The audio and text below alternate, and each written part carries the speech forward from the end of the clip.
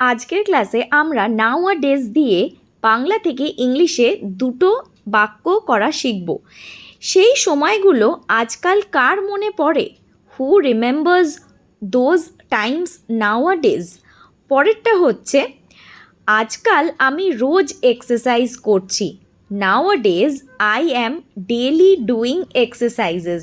তাহলে নাও আ ডেজ মানে আজকাল। এবার দিজ ডেজ মানেও কিন্তু আজকাল।